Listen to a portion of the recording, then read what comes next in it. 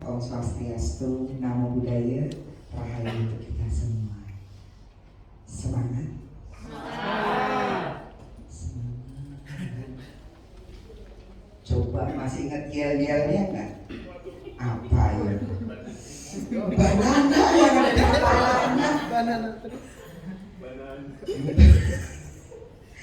Agar sore ini kita akan belajar bersama penyusunan taktik komunikasi kehumasan, karena berkaitan dengan teman-teman yang bergerak di bidang perhotelan, yang mana tentunya berkaitan erat dengan yang namanya hubungan dengan orang banyak. Perlu taktik komunikasi, tidak yang di depan, tidak yang di belakang, semuanya butuh. Termasuk chef misalnya, saya kan di back office, kenapa harus belajar taktik komunikasi? Ketika tahu taktik komunikasi, maka akan men-upgrade kelas hotel ini. Nanti materinya kami share.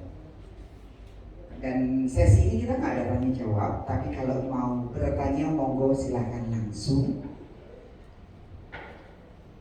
Ini yang wajah-wajah baru siapa? Satu. Baru dioperasi betul. Sebelumnya namanya Rida, sekarang namanya itu. Oke. Nah, yang wajah baru biar kenal dulu. Perkenalkan, nama saya Aurora dari di departemen.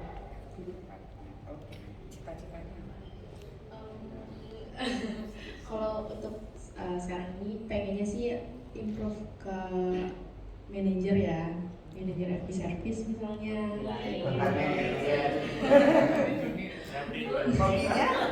Hobinya sekarang lagi mulai untuk hobi baru sih, lagi suka baca buku aja.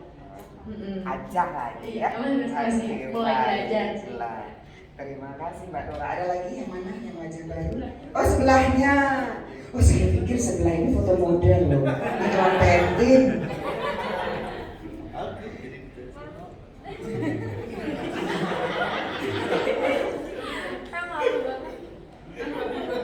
Tarik nafas, hembuskan. Ya, tahan 3 hari. Oke, silakan. Perkenalkan, nama saya Bulan. Saya dari sales manager.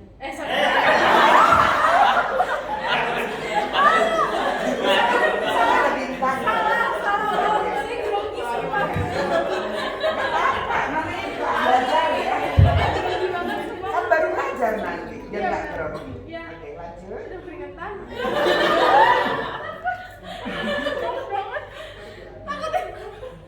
Gimana ya ngomong? Dari departemen sales. Oke. Terus hobinya apa? Hobinya pacaran.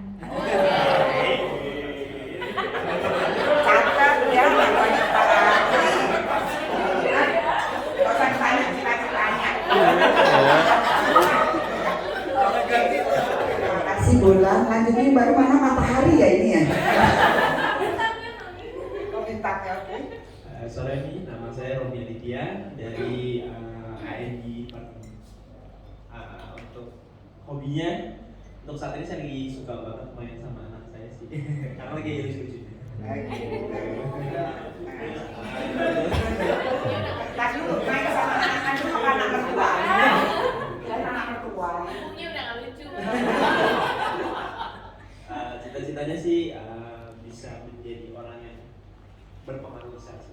Amin. Wajah baru lagi? Sore ini, nama saya Muhammad Iman dari ANG, posisi sebagai IT support. Hobinya sih lagi mencari nama buat bayi, buat anak sendiri maksudnya. Tadi ada sama motor sama Pak Rifati waktu itu B1. B1, oh kita ketemu lagi itu. Betul. Makanya kok. Kalau cita-cita sih jadi owner.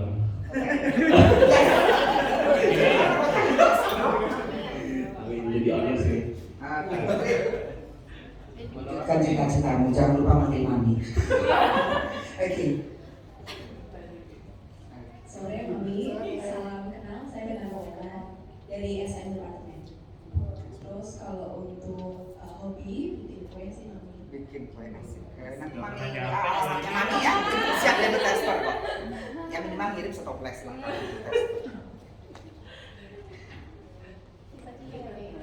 Cita-cita yang pertama jadi pribadi yang lebih baik lagi setiap hari dan setiap tahunnya. Lalu GM ya Mi. Pak, GM udah ada ya. Ownernya udah ada, GM udah ada. Oh, mau saingan sama suami. Oke, selamat sore Mami, perkenalkan saya Finda Soraya dari HR Departemen. Hobinya makan dan nonton drama Korea, suka yang drama-drama. Terus cita-citanya yang pasti menjadi orang yang baik dan bisa menjadi pengaruh yang baik dan memberikan positive vibes di mana pun berada. Hasil sekarang itu hobinya 3M ya. Ngemil, ngomel, ngomel. Wajah baru lagi Ibu. Kalau lebih pas, harus kita kawal. Selamat sore Mami, nama saya Serumi. Saya penyelundup sebetulnya di sini, Bunda. Dari Sekolah Tinggi Wisata Bogor. Apa lagi ya? Hobi. Lagi senang apa ya? Lagi senang fitness aja. Udah ya. Oke, siapa lagi wajah baru? Oke, silakan. Selamat sore Mi. Perkenalkan saya Mahfudin, biasa dipanggil Aput. Saya dari HK Departemen Poskopi Development. Kalau untuk cita-cita sih saya pengen jadi pengusaha sih Mi. Ya, karena yang penting jadi bos sendiri gitu. Kalau hobinya apa ya, bingung kan kalau ditanya hobi apa aja sih Mi. Dia aja bingung, apalagi orang lain. Itu aja sih. Terima kasih Mi. Terima kasih. Ada wajah baru lagi?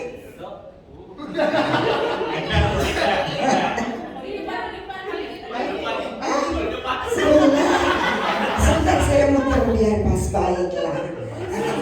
Ada mas ya?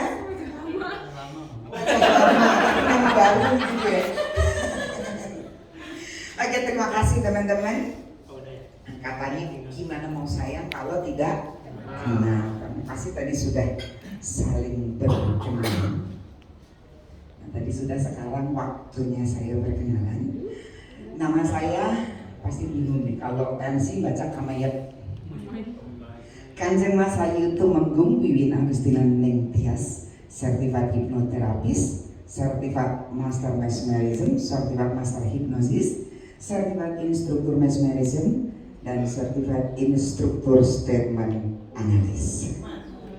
Jadi kalau yang terakhir itu hati-hati, you talk with human lie detector. Dan alhamdulillah sebentar lagi 47 tahun. 18. Kode-kode. Bentuk kalau biasanya orang kan tanda cinta tidak usah berupa barangnya. Kalau mami terima barang dan uang. Alhamdulillah dorongan serakah ya. Nama panjang cukup dipanggil Kanjeng Mami saja. Gak usah panjang-panjang. Dan ini sebagian profesi yang sekarang saya jalani, Mastermind Control Management. Kemudian ada manajer motivator, professional trainer coach, konsultan personal capacity building, termasuk 5 hotel juga. Jadi kalau ada apa-apa boleh. Dari 2 tahun yang lalu sampai sekarang grup gak bubar, tapi adem ayem. Alhamdulillah, berarti gak ada masalah. Saya founder dari Mind for Management, artis tapi lebih memilih untuk menjadi pengajar sama dengan Ibu Surumi ya. Cuman bedanya beliau akademisi, kalau di sini praktisi. Nah ini certified-nya. Oke. sejahtera. Lucu ya. Dan ini media sosial saya, ini WhatsApp. Silakan kalau mau konsultasi 24 jam. WhatsAppnya, maminya sih tidur.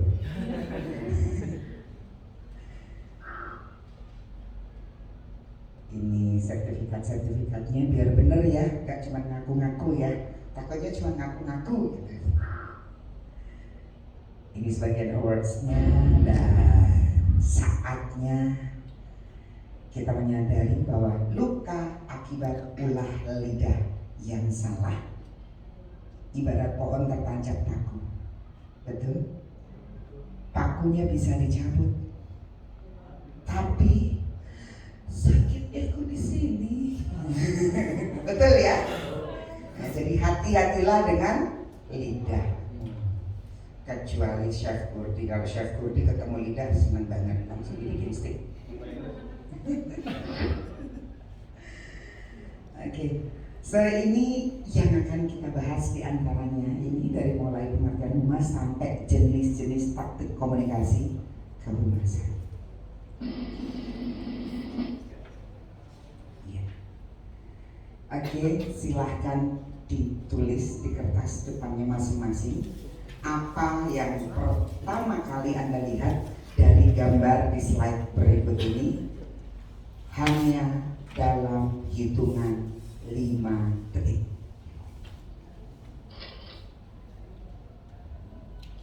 1, 2, 3, 4, 5.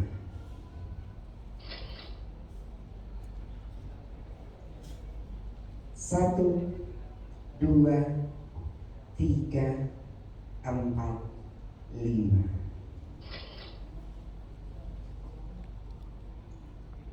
Satu, 2, 3, 4, 5.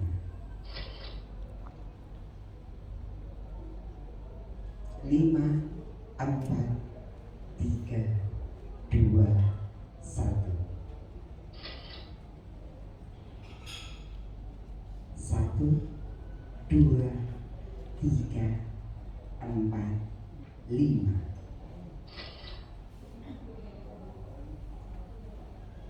1, 2, 3, 4, 5.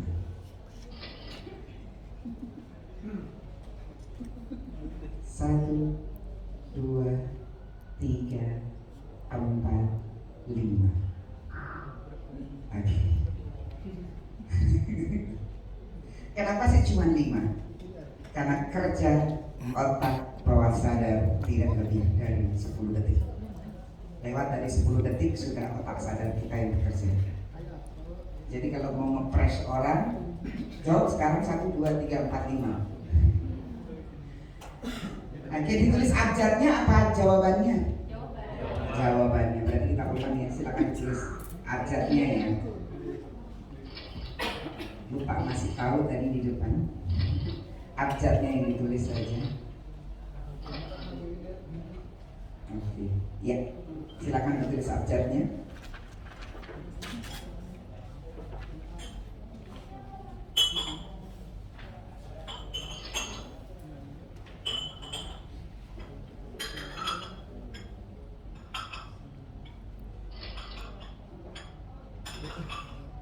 Aku melihat apa? Aku melihat cinta di matamu.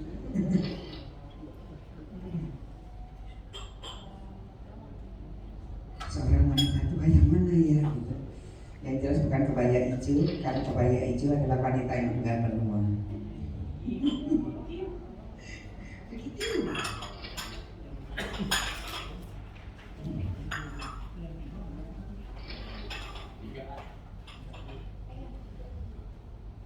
Oke, sudah semua abjadnya? Silakan dijumlahkan. A-nya ada berapa, B-nya ada berapa, C-nya ada berapa.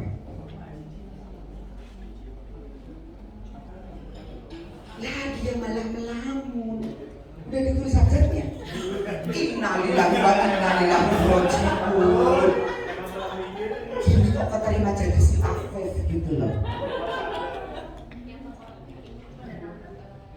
Apa coba yang nggak jawaban pertama? Ini C. Oke, Tuhan tolong saya bisa mulai dari awal, ampun dosa-dosa. Tuhan. Oke.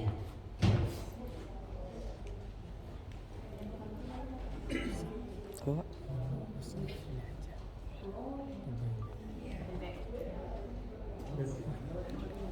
Emang kelihatan? Emang kelihatan? Kelihatan?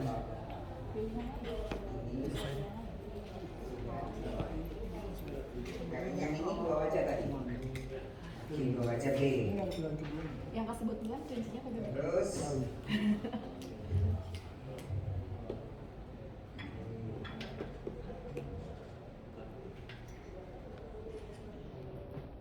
Sudah.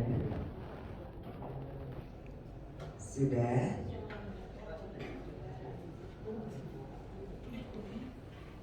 Tiga kolom A, 4 kolom B, sesuatu yang lain C. Soalnya kadang ada yang bayarin yang saya lihat cuma wajah wanita cantik gitu kan. Ya Pak, antar ya Pak. Oke. Udah. Ya silakan dibuka.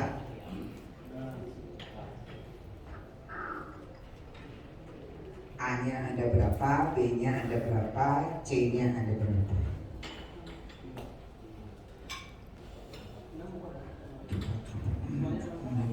Soalnya cuma 7 lah kok ini sampai 10. Oke, siapa yang dominan A? Saya. 1, 2, 3, 4, 5, 6, 7, 8, 9. Tandain ya Bu, mereka orang-orang kreatif. Dominan B? 1, 2, 3, 4, 5, 6, 7, 8, 9, 10, 11, 12. Dominan C?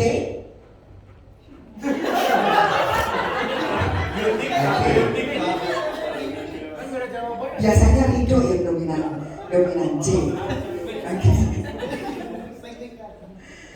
Oke, jawaban Anda menunjukkan Anda dominan menggunakan otak bagian mana?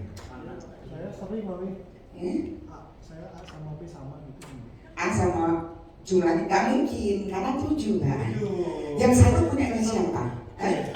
C satu. C-nya 1. Oke, baiklah. Berarti ada C-nya ya.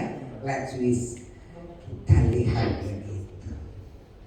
Berarti sama-sama. Jika Anda dominan A, Anda cenderung memiliki otak kanan lebih dominan dibandingkan otak kiri,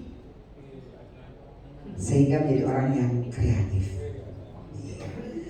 Anda bisa menjadi orang yang spontan mengikuti kata hati, dan orang-orang menyukai karena energi dan semangat Anda.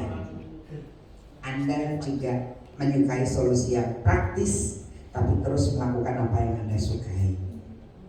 Jeleknya yang dominan A ini terkadang kebablasan kreativitasnya kalau tidak terkontrol.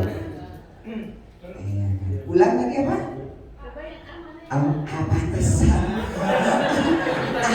Hobinya pacaran. Jadi kalau disuruh kerja sebentar dong Bu, saya kan kreativitas saya lagi pacaran tadi Bu. Oke, yang dominan B tadi udah kiri ya. Untungnya ini saya nggak milih soalnya nggak ada otak kanan otak kirinya. Jika Anda banyak memilih jawaban di B, dominan otak kiri, sehingga Anda menjadi orang yang logis dalam berpikir. Jadi orang pemikir itu dia sering menggunakan otak kirinya. Simple. Kalau kita melihat kebiasaan menggunakan jam tangan, kalau dia menggunakan di tangan kanan, berarti dominan otak kiri. Banyak kita menyeleksinya. Gue kiri, ini semua besok pakai kanan semua. Tapi tidak berlaku di militer ya, karena kami di militer semua wajib pakai jam tangan itu sebelah kanan. Kemudian dalam memutuskan sesuatu lebih memilih menggunakan fakta dan logika dibandingkan intuisi. Jadi nggak katanya. Anda orang yang praktis dan sekaligus berorientasi pada hal Dite, hati-hati sama yang dominan B, ingatannya tajam. Jadi kalau bikin salah dicatat. Asli ya? Kayaknya selesai. Dendam nggak ingat terus. Memiliki kemampuan organize dan perencanaan yang sangat baik. Jadi dalam merencanakan sesuatu dan merinci, selalu akan ada insight baru. Sehingga orang-orang dapat pengetahuan lebih banyak dari sebelumnya ketika akrab dengan mereka yang banyak memilih jawaban B.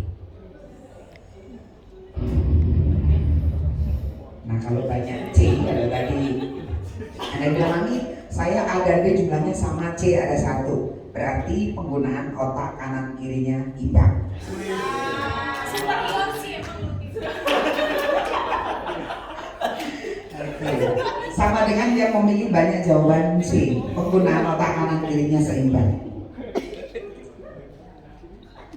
Pikirannya sangat-sangat kreatif dan logis, tergantung sikon kalau yang banyak milih C.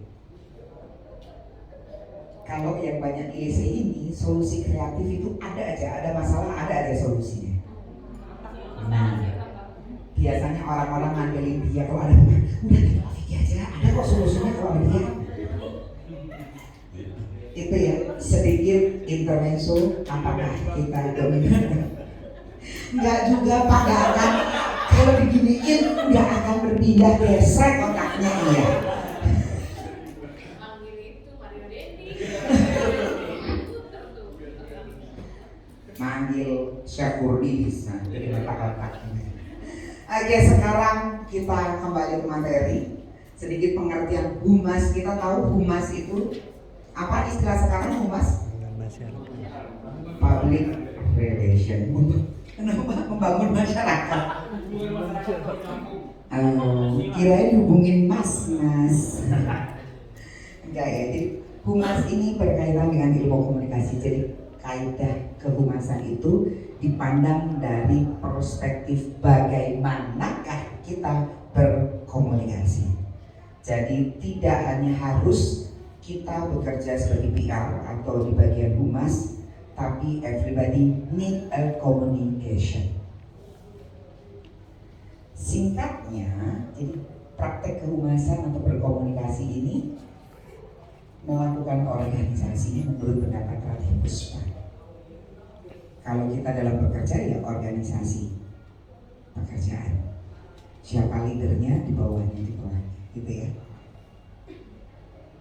Kalau menurut Gruning lain lagi, humas itu elemen dasar dari semua kegiatan humas. Manajemen yaitu manajemen komunikasi, organisasi dan publik. Kalau menurut Gruning dia lebih spesifik. Ini ada beberapa menurut para ahli, ya kan, ada Scott and Kutlib, Allen Center. Humas itu fungsi manajemen yang menilai sikap publik, bagaimana mengidentifikasi kebijakan dan tata cara individu dan organisasi demi kepentingan publik. Kemudian menurut pendapat PRSA atau Public Relations Society of America, humas adalah organisasi untuk memperoleh kerjasama dari sekelompok orang. Nah, tugasnya humas itu membantu organisasi dan publik. Kita pun bagian humas dari diri kita.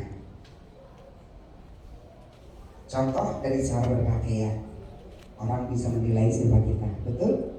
Dari tata berbicara bisa ketahuan siapa diri kita. Dari posting yang di medsos pun ketahuan siapa diri kita. Yang suka galau.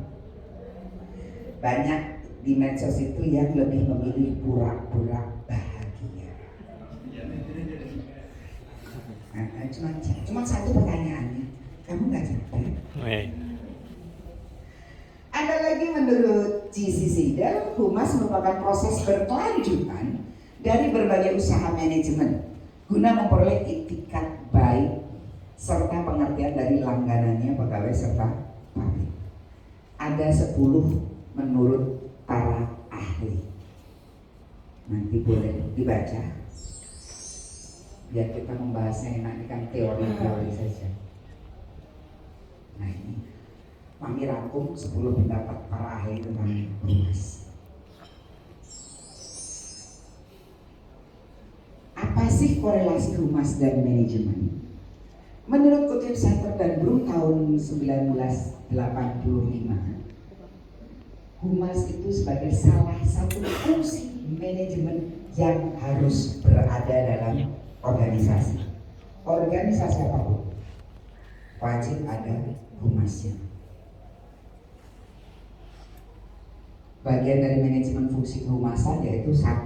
Mengevaluasi sikap dan opini publik, mengidentifikasi serta menyesuaikan kebijakan-kebijakan organisasi dengan kepentingan publik, serta merencanakan dan melaksanakan program-program organisasi.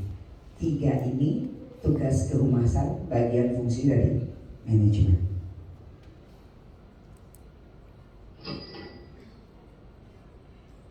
Nah, ini bedanya fungsi kehumasan organisasi saat ini. 1, dia mencari informasi.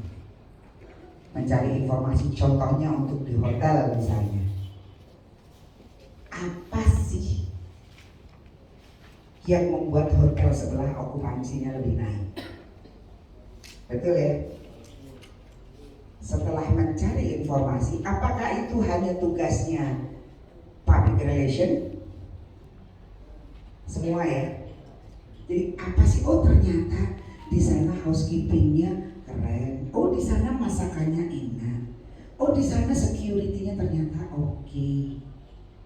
Nah semuanya mencari informasi untuk disampaikan ke manajemen.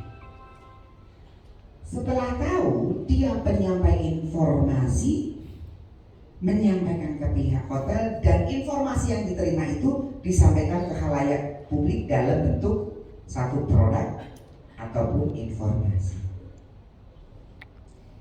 Nah, informasi kan ada komunikasi, ada produk. Sepakat ya?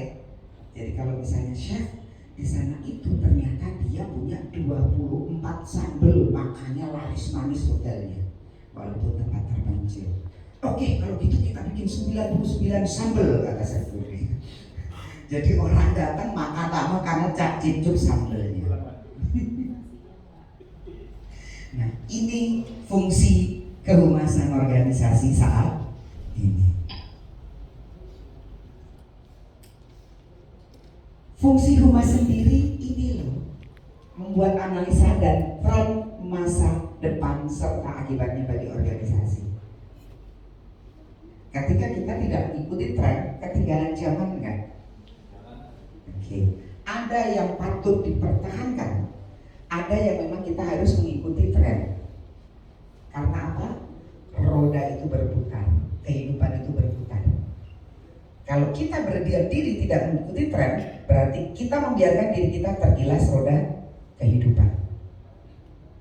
Ada yang mempertahankan, enggak, ya sudahlah hotel ini memang bangunannya lama. Iya, tapi progresnya manajemennya harus mengikuti tren. Kemudian melakukan riset, pandangan serta harapan publik terhadap organisasi. Jangan anti kritik. Orang mengkritik berarti membuat kita untuk lebih baik lagi.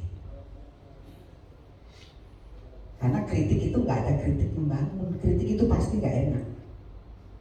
Dan kalau dikritik siap-siap sakit hati. Tapi sakit hatinya itu pilihannya 2. Kita bangkit ataukah kita membiarkan hati kita tersakiti.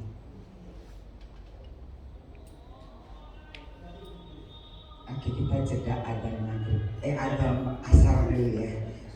Menteriakkan nasi.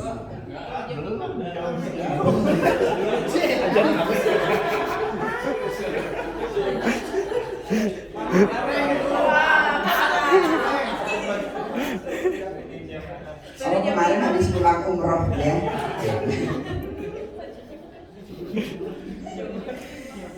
Lalu yang ketiga, menciptakan dan membina komunikasi 2 arah organisasi dan publik. Kalau nggak 2 arah nggak akan bisa. Contoh, hanya di lingkungan organisasi saja komunikasinya bagus tapi keluar nggak bagus. Laku nggak, Fev? Laku nggak? Enggak.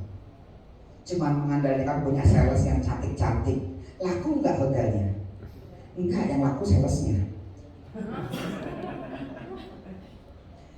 Kemudian mencegah konflik serta salah pengertian.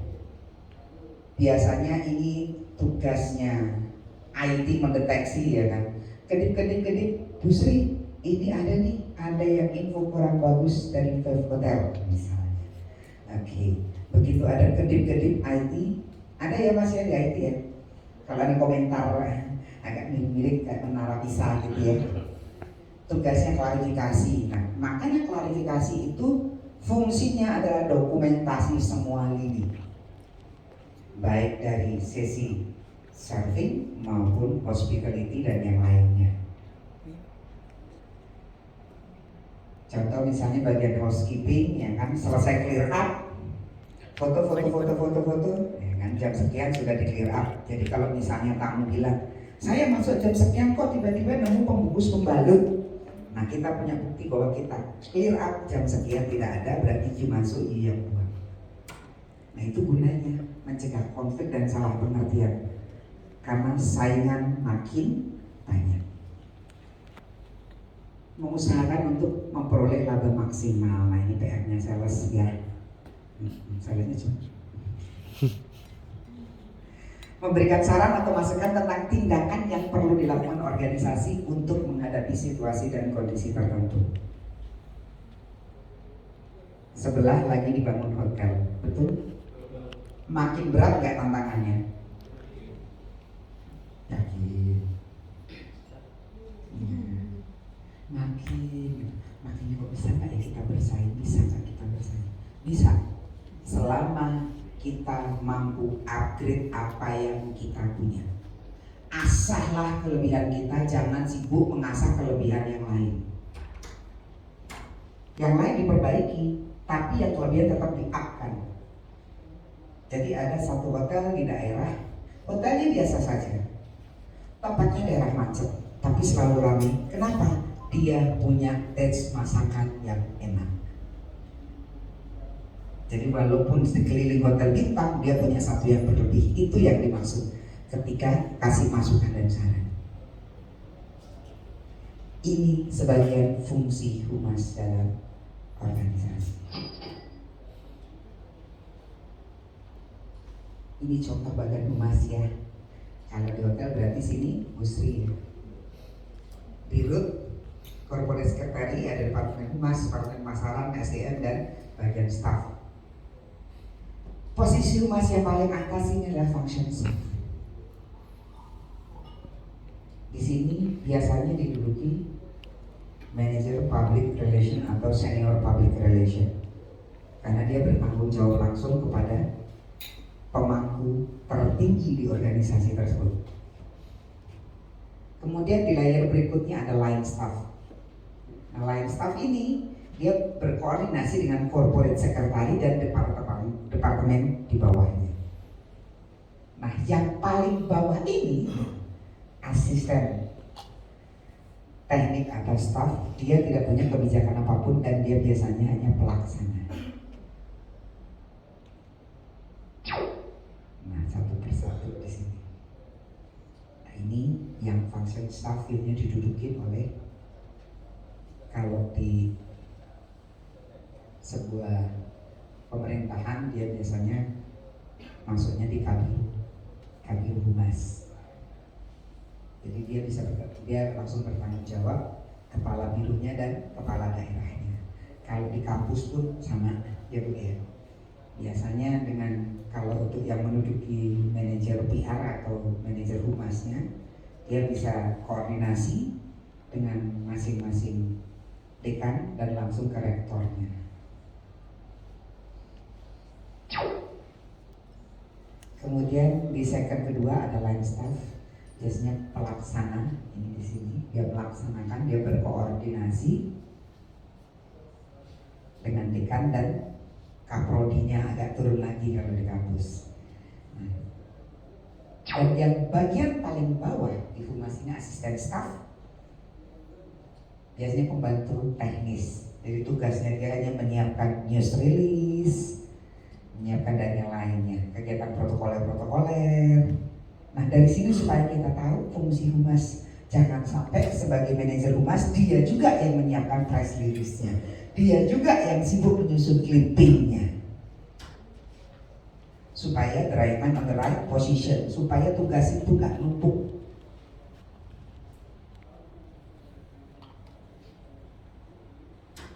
Nah biasanya jabatan ini paling bawah.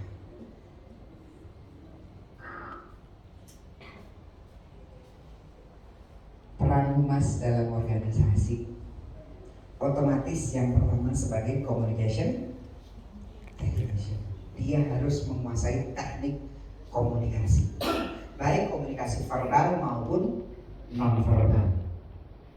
Karena sekarang banyak kita menggunakan komunikasi non verbal ya.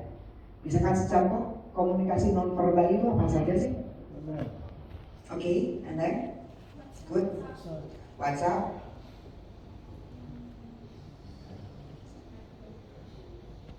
ya, Messenger, nggak apa-apa. Mami udah jinak, jadi nggak usah takut jawab. Ada lagi? Media sosial, e-commerce, ada lagi? Termasuk ini adalah komunikasi non verbal. Body language. Bukan. Sedekat ini komunikasi non verbalnya tertangkap dua. Satu dingin, yang kedua berarti orangnya menutup komunikasi dengan kita. Ada dua ya.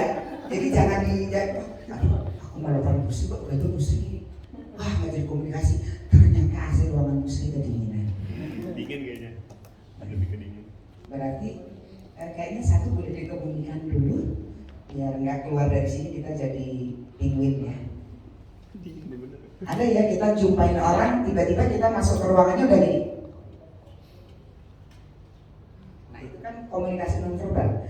Tanpa kita ngomong, majukan cuti berani nggak kita? Kalau Bu Sri lagi begitu. Enggak. Daripada nggak dapat uang servis 1 tahun. Diri kita nggak humasnya itu, diri kita.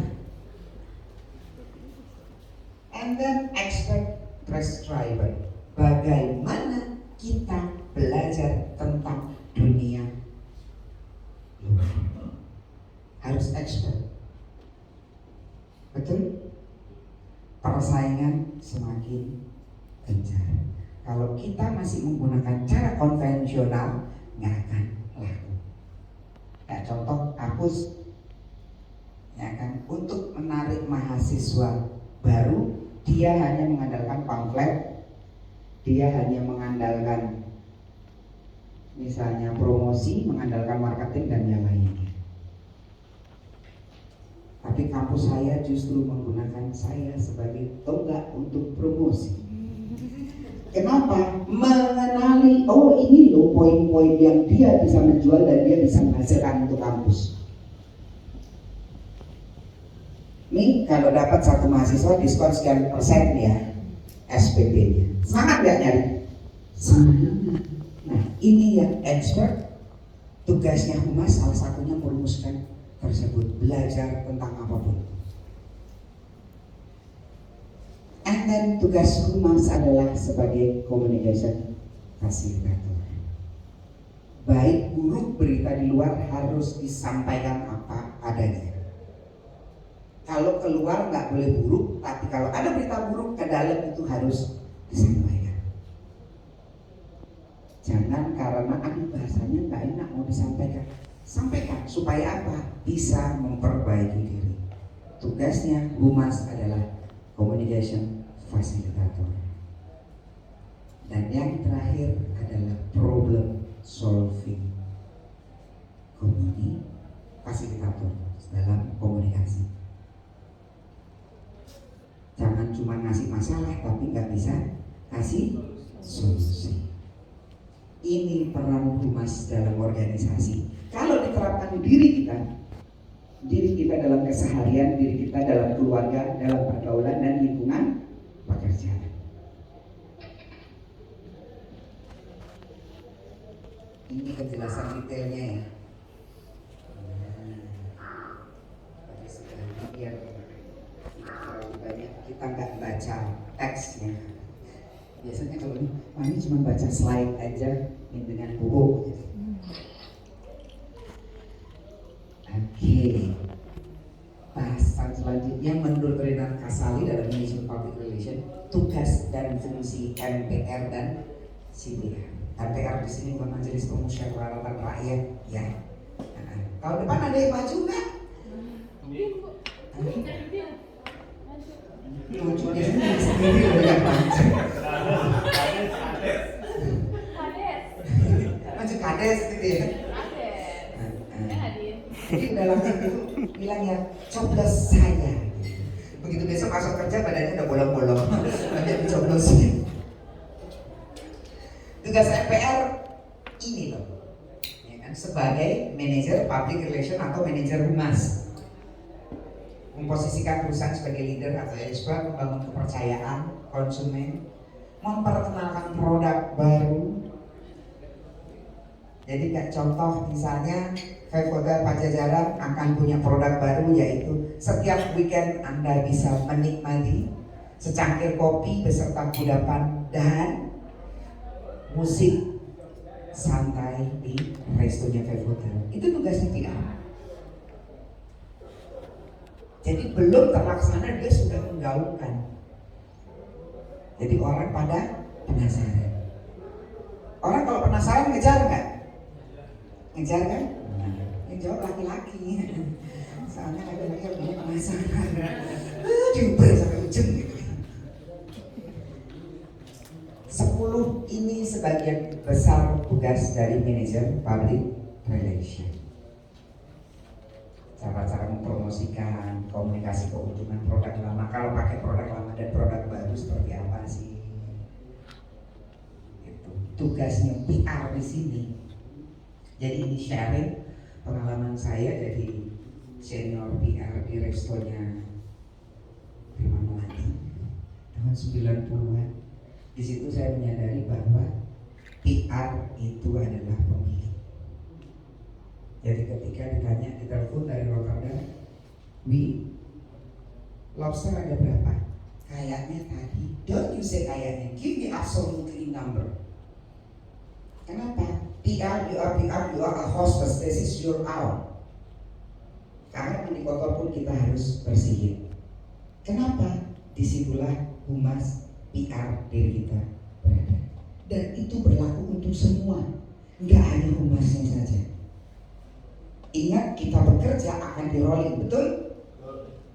Ketika di housekeeping, ya kan, dia lancar, dia oh kayaknya bisa di rolling di sini, oh kayaknya bisa di sini. That's why kita tetap expert, kita menguasai semua bidang di perhotelan. Kecuali saya biasanya, tiba-tiba Pak Ismail disuruh jadi chef. Bingung ya. Oh, oseng-oseng peluit nanti. Security sudah jadi chef kan, jadi oseng-oseng peluit. Lalu berikutnya di sini tugasnya membuat iklan berbunyi, product story. Ini Mas Sari ya biasanya yang bikin gini ya. Betul.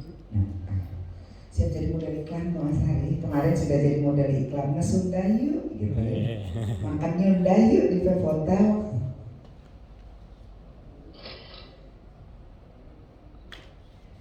Dari MPR kita kasih PR, Corporate Public Relation. Nah, hubungan dengan pemerintah ketika kita menjadi posisi sebagai Corporate Public Relation atau manajer humas. Satu, lobby mempercepat proses prosedur perizinan dan yang lain-lain. Lalu hubungan dengan komunitas, masalah polusi, keamanan, fasilitas, keterlibatan komunitas, dan yang lainnya. Kalau di hotel ini posisi siapa Bu yang ngelakuin ini Bu? HR ya?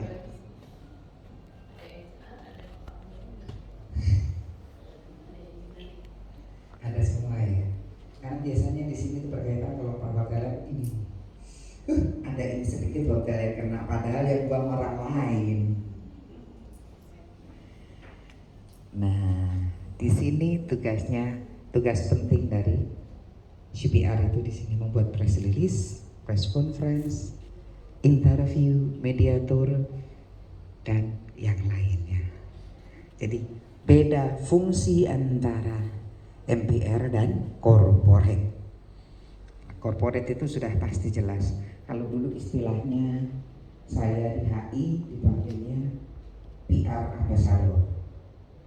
Baru tahu ternyata sebetulnya di sini yang dijual ke artisannya tahun 2000. Jadi teman-teman yang 2000 sudah bekerja di hotel selain Musri. Kalau Musri sudah tahu saya. Beliau di seberang soalnya tahun 2000. Saya sudah ya tahun 2000. Kalau Ido kan baru lahir ya, Ido kan tahun 2012 ya? Iya, masih muda. Masih lucu-lucu.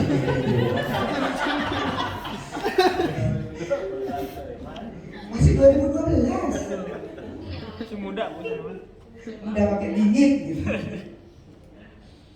Nah, tegas PR juga ini.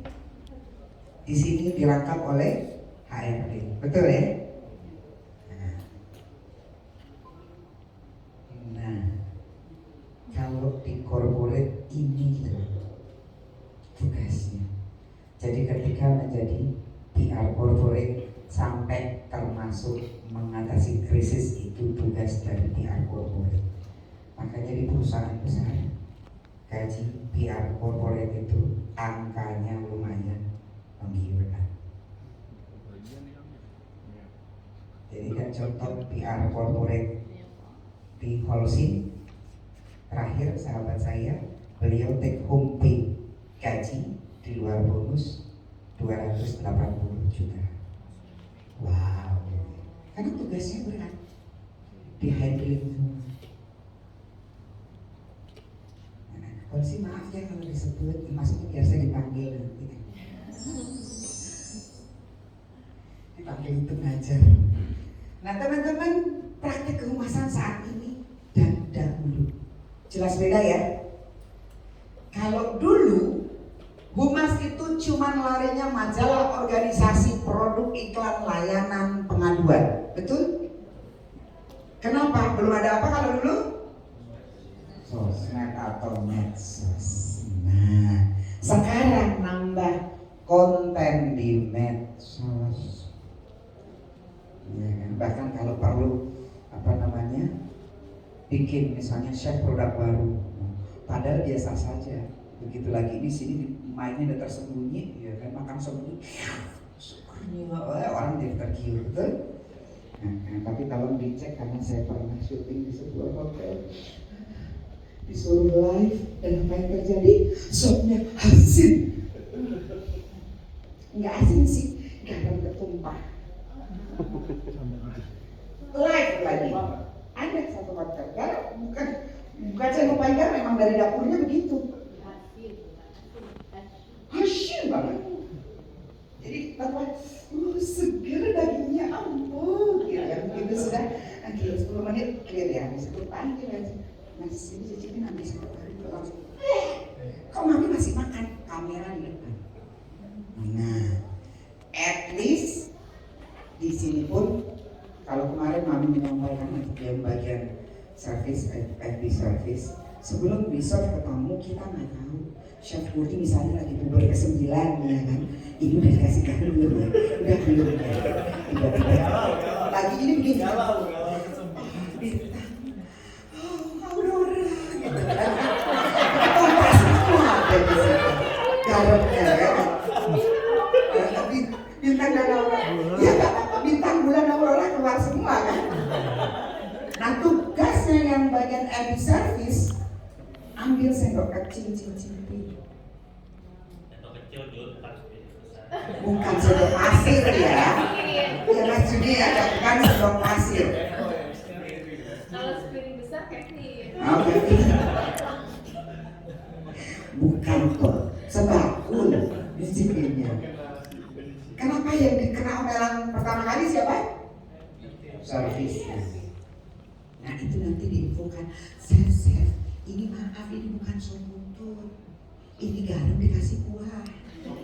Nah, itu real terjadi dan live di depan kamera. Bayangkan bagaimana? Seger. Gitu.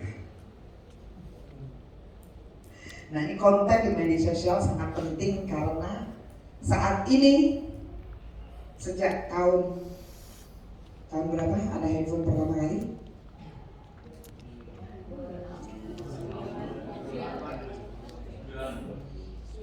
'95 saya pertama kali pegang HP.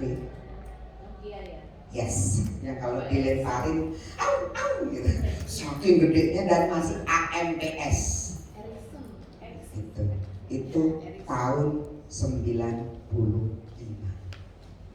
Pertama kali, belum ada Sony Ericsson, namanya masih Nokia, masih Ericsson. Dan NEC, Siemens baru. Sejak itu handphone orang mengatakan apa? Dunia dalam genggaman. Ketinggalan dompet nggak masalah, bisa pakai QR. Tinggalan suami nggak apa-apa, ada Shopee cari suami baru gitu ya. Oh iya. Nah ini praktek masa Kevin ketinggalan istri nggak ya? Kevin belum kan? Belum, orang dia order sama mami kok. Untuk MC-nya maksudnya gitu. Nah, tujuannya apa sih kita semua belajar tentang taktik penetapan komunikasi kehormatan? Supaya apa yang sudah kita susun, taktik yang sudah kita rencanakan tepat pada sasaran. Jadi kayak contoh, kita mau menyisir rombongan Jogja yang mau datang ke sini. Orang Jogja, Solo identik senang dengan rasa masakan yang manis. Sama dengan orang daerah Kalimantan Selatan. Saya pertama kali makan di sana kaget sopnya. Kok baru kali ini ya? Kolak tadi ada wortel sama kentangnya ya. Masakan sana manis. Nah itu kita mesti tahu. Oh sasaran kita ada rombongan misalnya masyarakat dari Kalimantan Selatan, Solo dan Jogja. At least berarti mereka harus lebih manis supaya bisa menginfokan. Pentingnya kita tahu. Jangan dibalik, begitu ada orang Sunda dikasihnya masakan ala Jogja, Solo dan Banjar, nggak cocok pasti. Kalau dibalik juga gitu, asin banget sih ini karena biasa lidah manis. Penetapan taktik ini sangat penting. Itu salah satu taktik komunikasi di bidang masakan, misalnya di bidang kuliner. Contoh desain warna, misalnya untuk pernikahan, kita harus tahu orang dari mana. Orang Aceh, Sumatera, Sulawesi, Jawa atau mana.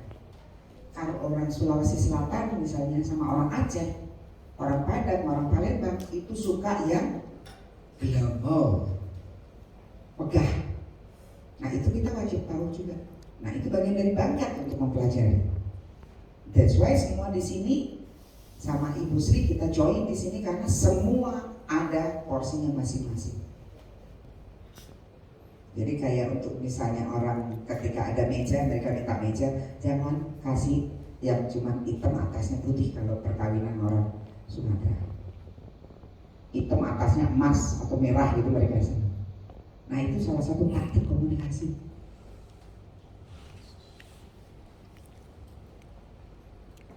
Mami ngambil contoh dua ahli ya. Yang pertama menurut Effendi tahun 2011. Strategi komunikasi adalah perencanaan yang efektif dalam menyampaikan pesan sehingga mudah dipahami oleh komunikan dan menerima setelah disampaikan supaya bisa berubah menjadi sikap dan perilaku seseorang. Kemudian menurut Kulfi Sesana tahun 2011 strategi komunikasi, penggunaan kombinasi fase-fase komunikasi di mana di dalamnya termasuk frekuensi komunikasi, formalitas, isi komunikasi, saluran dan yang lain. Kenapa frekuensi komunikasi? Berapa banyak sih durasi kita? Ya kan, kedekatan kita, frekuensi komunikasi kan di situ. Contoh, ada orang yang senang dipanggil dengan gelar lengkapnya. Ada orang udahlah panggil nama saja. Ada orang yang senang disebut dengan jabatannya. Tapi bisa jadi dari penyebutan pun kita tahu kedekatan seseorang. Misalnya, oh Pak Bima Arya, oh ya Pak Bima. Oh Pak Wali Kota, bawahannya. Kang Bima berarti lebih dekat. Dari sebutan kita tahu. Tapi ada orang yang walaupun dekat, tolong ya di depan umum tetap panggil saya Pak Wali. Ada. Nah di sini pentingnya kita tahu frekuensi komunikasi kalau kita tidak mengerti. Lalu formalitas dan isi komunikasi serta saluran komunikasi. Mungkin next kita akan bahas tentang detail tentang komunikasi. Nah di sini isi komunikasi. Komunikasi itu apa sih?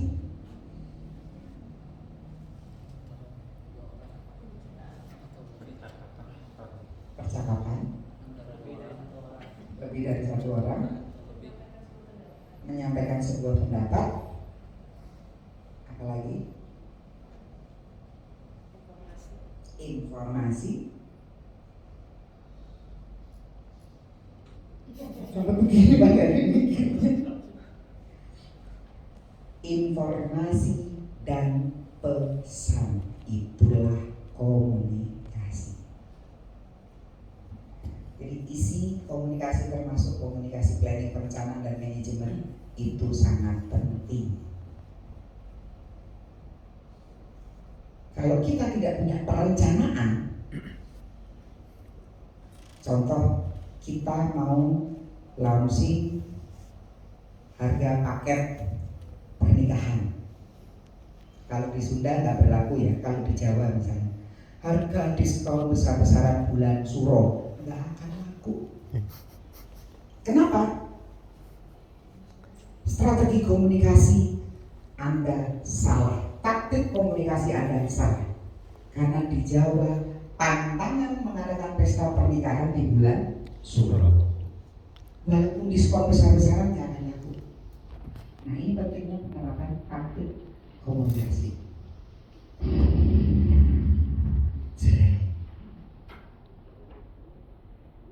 Maksud dan tujuannya kenapa sih kita perlu menentukan taktik komunikasi? Setelah menentukan taktik, otomatis operasional lebih taktis. Kalau kita tidak punya taktik dan strategi komunikasi, operasional akan kelabakan. Iya kan? Ada pendekatan dan tergantung situasi dan kondisi. Ini loh maksud dan tujuannya penerapan taktik komunikasi.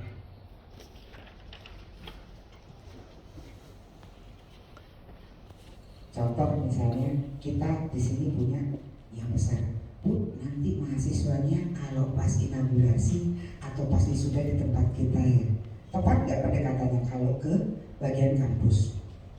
Tepat, tapi kalau ke mahasiswanya ya tepat, tapi kurang tepat. Pemangku jabatan lah yang bisa kita dekati. Kemudian tergantung situasi dan kondisi. Tadi ya, diskon tadi masuk di sini. Kita ngasih diskon besar-besaran ketika hotel kita ada di daerah Jawa Tengah.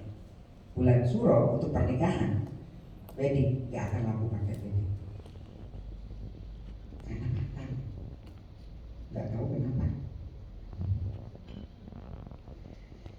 Tujuan taktik komunikasi ini loh, tangannya kelincahan. Konsekuensi atau masalah yang harus diperhitungkan.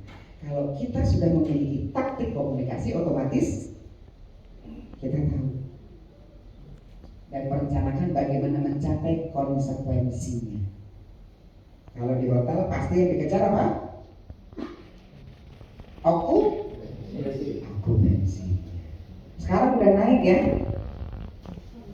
Alhamdulillah dibandingkan 2 tahun yang lalu masih tiara. 2 tahun yang lalu masih semuanya masih dalam pelukan si tante corona. Ini masalah-masalahnya harus diperhitungkan dalam taktik komunikasi kita. Pentingnya penetapan.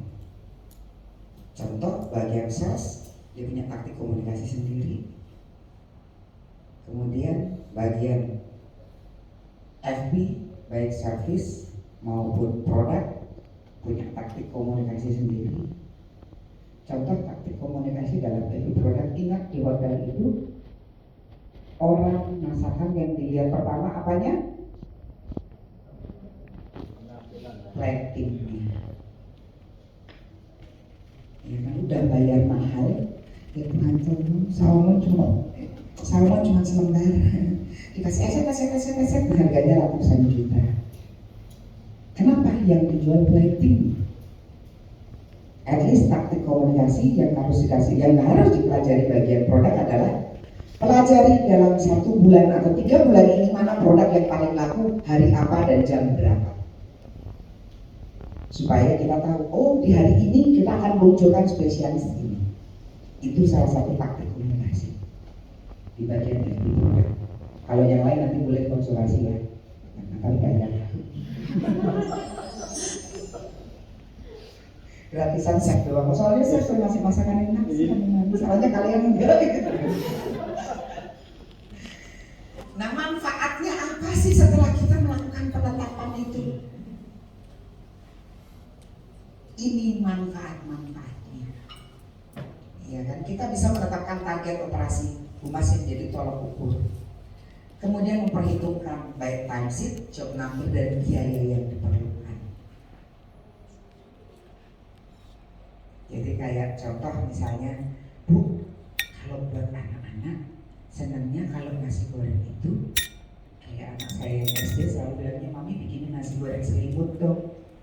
Nasi goreng di dalam telur dadar, dibungkus telur dadar gitu, terus dikasih senyumnya itu pakai saus tomat, ya kan?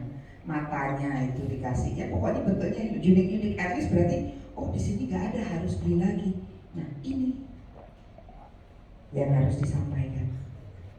Jadi tahu biaya penambahannya. Ada skala prioritas. Jadi kayak bagian sales itu jauh-jauh hari sebelumnya sudah mulai itu, kalau sudah bulan April segeralah menggerebek ke bagian dinas-dinas ya. Karena biasanya bulan ber itu suka mengadakan training karena anggarannya di akhir tahun untuk training.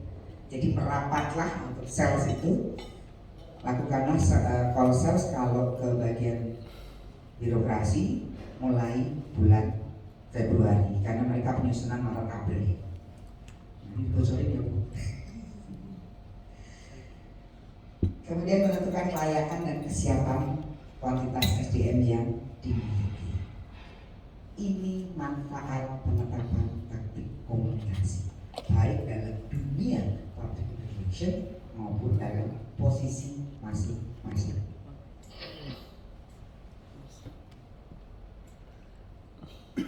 Nah, manajemen ini terbagi 2 model. Satu, strategi planning, dan yang kedua tactical planning. Kita mau pakai yang mana?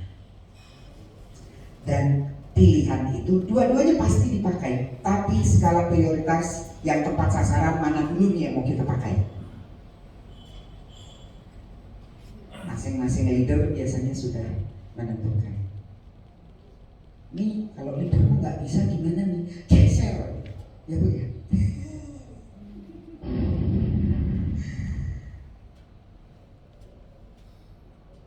Ini fungsi pembelajaran penerapan taktik komunikasi. Satu, repetition. Perlu nggak diulang-ulang strategi taktik komunikasi kita?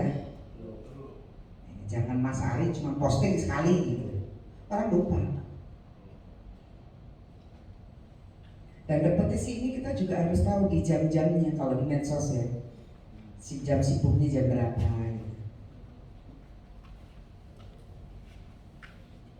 Bahkan medsos pun ada budayanya masing-masing. Instagram punya masa sendiri, Facebook punya masa sendiri, Twitter punya masa sendiri, TikTok punya punya masa sendiri, terus yang satunya lagi apa itu? Treat, terus treat kan terbaru ya. Yang video itu apa yang kayak TikTok?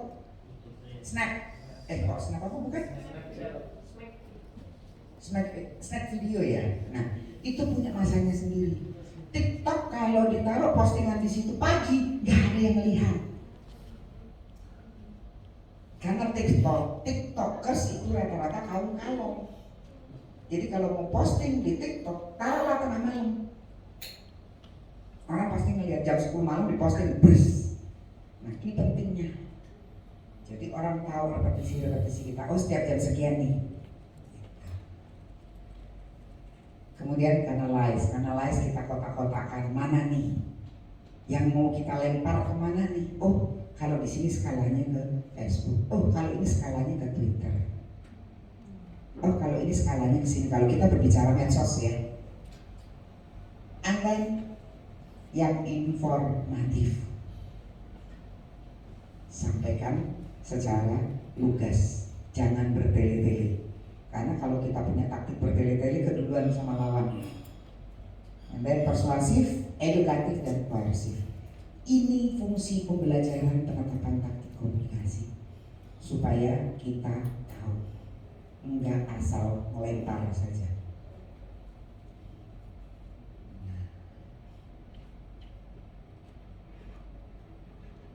Jadi fungsinya di sini masing-masing. Kalau nanti di modul lebih panjang ya, nanti Mami share untuk materi slide-nya sama modulnya. Kalau di slide Mami pasti lebih singkat, kalau di modul lebih panjang. Jadi biar, oh iya ya ternyata bukan hanya seorang PR, bukan hanya seorang humas, bahkan posisi apapun termasuk engineering pun ketika dia punya taktik komunikasi akan tepat sasaran.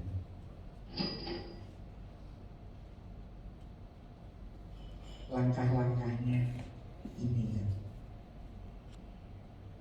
Fact finding and feedback, riset penemuan fakta, kita harus riset dulu. Oke, Amarosa ada di seberang kita. Ini ada di sini sebelahmu di bangun ini. Itu kita yang harus tahu kalau bagian perhotelannya. Kita harus tahu kompetitor kita, dia unggulnya di mana, lemahnya di mana. Dan seorang great komunikator, dia tidak akan memusuhi kompetitor, justru dia akan merangkul kompetitor. Supaya apa? Nanti kalau situ kelebihan lempar sini ya. Kalau kita bermusuhan dilempar nggak? Enggak. Lempar batu. Aduh, itu jawabannya. Boleh mas kalau batunya batu berlian dengan senang hati. Kemudian planning dan programming. Kita harus membuat rencana dan diwujudkan dalam sebuah program. And then action dan komunikasi. Jangan udah dibikin planning program nggak ada action. Langkah terakhir setelah 3 ini kita lakukan adalah evaluasi. Sudah melakukan ini, sudah melakukan ini. Dari sini planning kita 10 yang kita canangkan, ada berapa sih yang mencapai target? Ada berapa yang gagal? Kenapa gagal? Jangan kalau gagal, ya sudah mampunya kita cuma segini. Kalau punya staff kayak begitu tinggal bilang, itu pintu keluar, silakan ambil ya, surat di ARD. Karena apa? Nggak ada keinginan maju. Kalau ditanya kenapa kita bisa kalah, ya sudahlah bu, kemampuan kita cuma segini. Nyesek nggak? Bodoh. Ini fungsinya untuk mengevaluasi, mengasah kemampuan, mempelajari kesalahan. Nah, ini deh kita bicara teknik jitunya. Yang pertama, menetapkan taktik pengendalian organisasi. Organisasi kecil adalah bagian tim, subnya teman-teman masing-masing. Every product punya pengendalian organisasi sendiri, banket, FO, security, HR, nah masing-masing punya. Kemudian menetapkan jejaring organisasi, menetapkan taktik media, interaksi pemangku kepentingan. Ini penting. Kenapa? Yang tadi sudah disinggung ya, jejaring organisasi. Mana sih yang harus kita pilih? Menetapkan taktik media. Nah, ini interaksi pemangku kepentingan. Kita mau berbicara bikin acara besar, kita bikinnya sama yang paling bawah. Nyambung nggak? Nyambung tapi lama. Jadi minimal dengan layer yang di tengah. Kalau kita berbicara pemangku kepentingan. Nah, taktik komunikasi interpersonal, bagaimana komunikasi kita dengan seseorang? Mampukah kita menjaga hubungan interpersonal yang baik? Karena profesional seseorang ditentukan dari hubungan interpersonal yang baik. Menetapkan media iklan dan promosi berbayar. Kalau misalnya harus ada anggaran, ya disampaikan. Tapi kalau ada model ikan gratisan, kenapa enggak ya Bu ya? Mas Ali begitu, modelnya Mas Ali sendiri, SMP-nya gitu. Nah ini teknik itu detailnya nanti ada di modul ya. Panjang. Tadi menetapkan taktik komunikasi yang pertama. Sistem komunikasi perusahaan seperti apa sih? Bagaimana hubungannya dengan media, hubungannya dengan masyarakat. Lalu dalam organisasi kecil itu, contoh di bagian LP service, manajemen krisisnya apa? Misalnya Bu, saya kurang orang, saya harus ngambil anak casual. Sampaikan dulu, jangan ngambil baru ngomong gitu ya. Kenapa masuk ke manajemen krisis? Kita tahu skala-skala prioritas kita. Oh, skala saya di sini, berarti di sini saya harus ngomong. Karena masing-masing departemen ada. Kayak contoh Syafudi misalnya, saya mau begini harus belajar ini. Ngomong dulu, ngajukan dulu. Jangan sudah belanja baru ngomongnya kalau diganti. Kalau enggak safe. Ya kan pengen bikin menu yang inovasi, sapi guling misalnya. Udah beli sapinya juga diganti lagi. Ya kenapa? Karena tidak ada penyampaian. Manajemen krisis ini masing-masing departemen adalah permasalahan termasuk ide-ide. Lalu poin yang kedua menetapkan taktik jejaring sosial. Nah ini tadi Mami sudah sampaikan ya. Jejaring sosial industri yang sama. Perusahaan pembuat mobil ya kan kerjasama dengan pengembang teknologi baru. Terus jejaring sosial nirlaba dengan sekolah-sekolah, kegiatan kaji CSR dan yang lainnya. Ini di sini.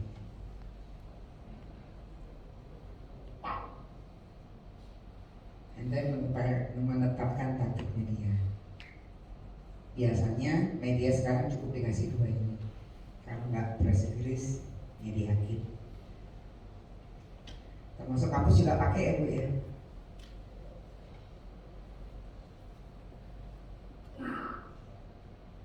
Yang keempat, ini loh interaksi pemangku kepentingan, pemetaan pemangku kepentingan. Siapakah yang paling berpengaruh?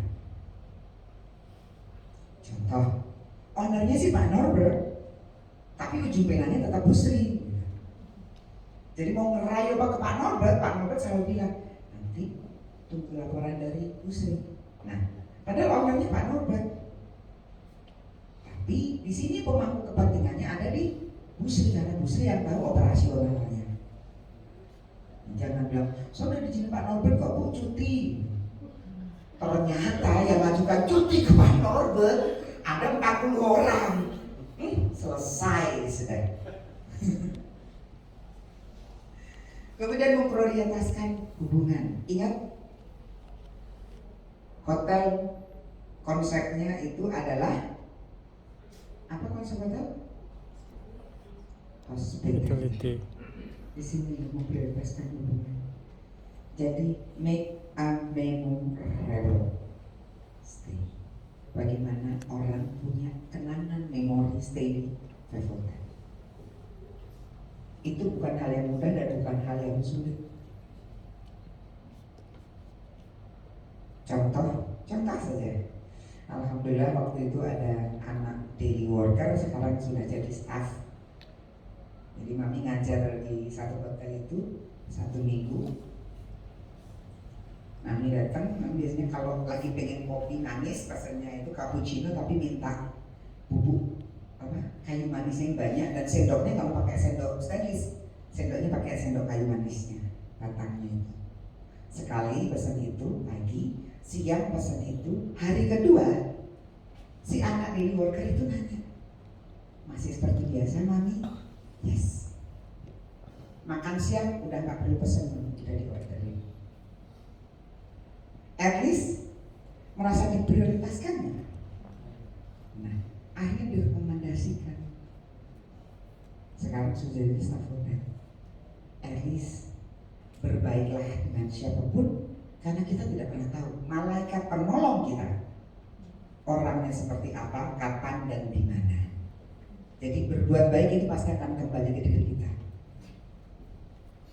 And then dokumentasi apa yang Anda pelajari. Dokumentasi itu bukan hanya foto video ya.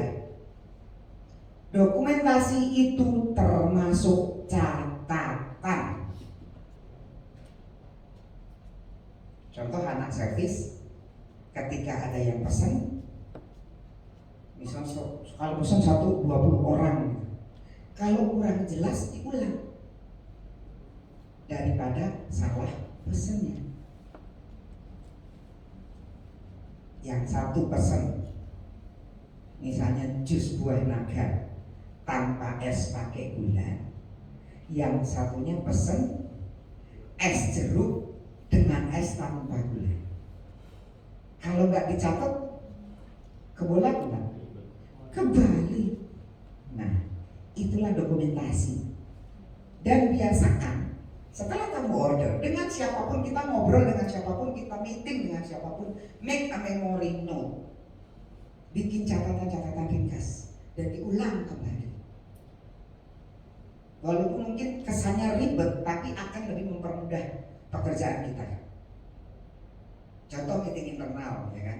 Mesti menyampaikan, pokoknya target ini, departemen ini harus begini-begini, masing-masing departemen mencatat. Ketika ada yang bingung tanya, Bu, tadi untuk departemen saya benar nggak Bu kalau ini? Tadi kamu nggak dengerin saya ya? Dengar sih Bu, cuman ketutupan itu dari tadi joget-joget, jadi nggak denger. Kalau nggak ada ide nggak serius. Nah, ini pentingnya dokumentasi. Anda pantau dan perbaiki. Mitigasi proaktif dan mengelola hubungan dengan pemangku kepentingan. Nah, ini biasanya suka kita memberikan sesuatu ya, bentuknya hadiah sih. Nah, ini menerapkan interaksi dengan pemangku kepentingan. Poin berikutnya, menetapkan media iklan, promosi atau media berbayar. Mana yang mau kita pakai? Ya kan? Kita mau pakai media audio kan? Audio visual, cetak atau elektronik. Contoh audio itu, media iklan audio apa? Radio. Audio visual? TV. Cetak sudah tahu semuanya pastinya. Dan kalau elektronik, medsos masuk audio visual elektronik itu masuknya, contoh misalnya kita ke Wikipedia, itu masuknya elektronik. Salah satu bentuk promo, jadi masuk ke googling ya. Jadi kayak contoh promo, nanti masukin ya ke Google ya, supaya Wave naik lagi rate-nya. Nah, kita mau masuk yang mana nih? Ada yang berbayar, ada yang tidak berbayar. Masuk Facebook pun ada yang berbayar, ada yang gratis.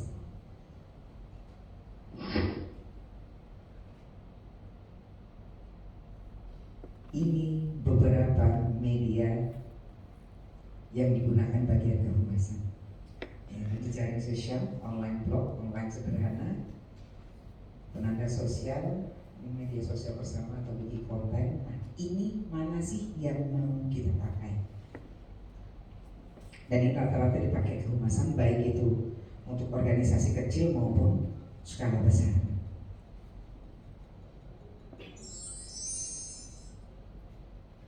Wah, ngerti semua ini. Nggak ada yang bertanya, jadi ngerti semua ya. Atau bingung yang mau ditanyakan apa? Nah, salah satu jenis taktik komunikasi yang pertama, gunakan strategi storytelling. Iklan itu orang akan nungguin dan membekas kalau dia punya storytelling. Contoh, rokok Sampurna hijau. Apa storytellingnya yang orang ingat? Yang musiknya rame-rame. Asiknya nggak ada nggak rame ya kan? Yang disimak storytellingnya kan? Jadi 90% penikmat iklan itu mereka menikmati storytellingnya. Nggak masalah modelnya siapa, storytellingnya yang dinikmati. Kemudian bekerja sama dengan influencer. Nah, influencer di sini bukan influensi ya, bukan influenza gitu doang. Bukan beda. Kita bisa bekerja sama dengan influencer.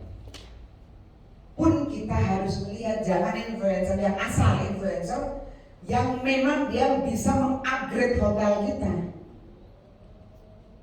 Iya kan, jangan pengen mengupgrade first ternyata ayo kita kontrak Miyabi yuk. Waduh, biar saya budi yang senang gitu lah. Ya gak apa-apa, nanti saya masakin masakan kesukaan Miyabi ya, bagus sih gitu. Pulang.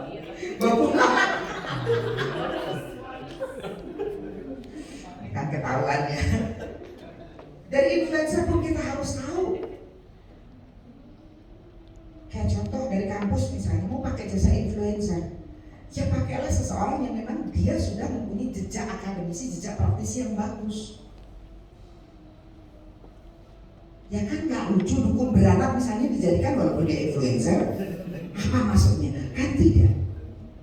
Dukun beranak kenapa?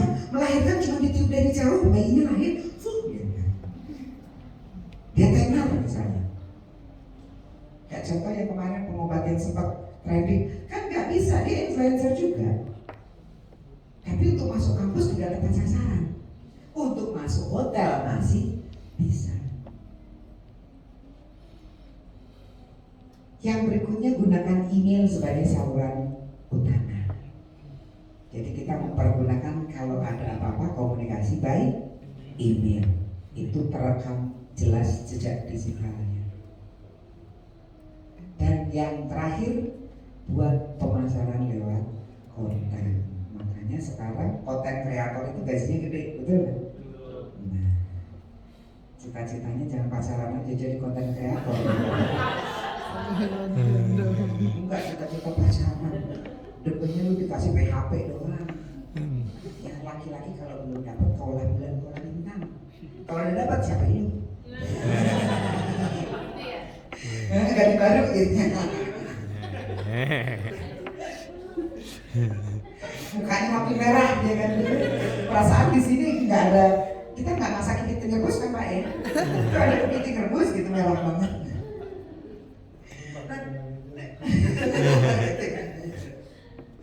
Jabatannya langsung jadi sales manager loh, Pak Ari terancam. Ditanya ini apa? Saya sales manager. Gitu kok. Terancam Pak Ari. Siap-siap ya. Kalau Pak Ari udah langsung tak apa-apa lah dari kamu serahkan.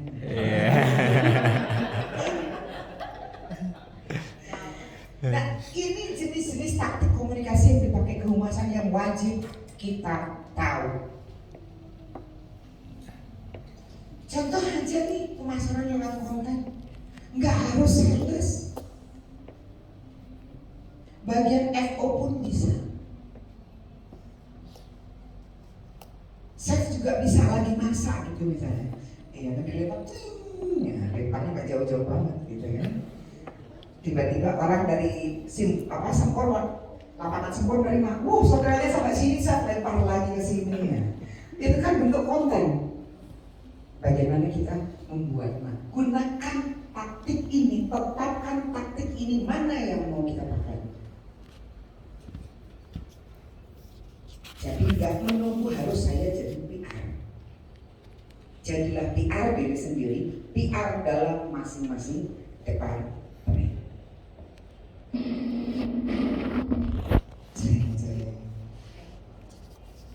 Di dunia ini nggak ada instan, betul ya? Mie instan aja ada proses pengajiannya. Semangat dan terus berlatih untuk hasil terbaik bagi Anda. Terima kasih. Selesai sudah materi pertamanya. Mau tanya jawab, monggo. Ada yang bertanya atau mau jawab mungkin? Ada yang bertanya? Apa langsung ngebut? Next, berikutnya.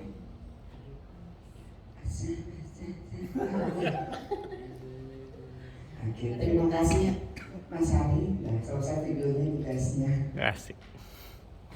Oke, bonusnya ya. Ini materi berikutnya bonusnya. Ini yang sudah pernah. Ini sih